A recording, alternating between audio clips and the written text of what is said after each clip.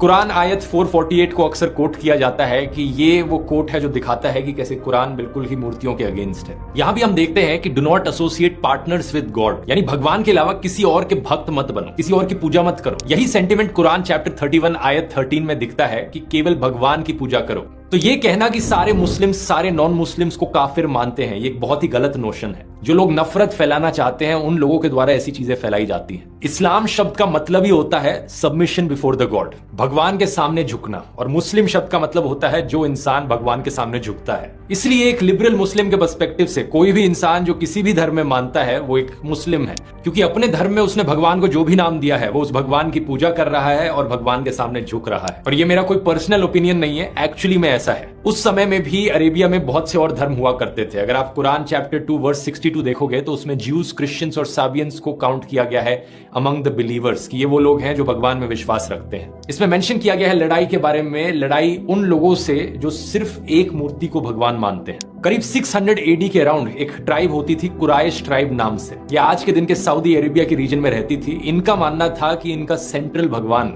Hubel है, जो actually में एक मूर्ति है जो पत्थर से बनी है और जिसका राइट हैंड टूटा हुआ था। कुराइश ट्राइब ने इसके राइट हैंड को एक गोल्डन हैंड से रिप्लेस कर दिया था, सोने के बने हाथ से।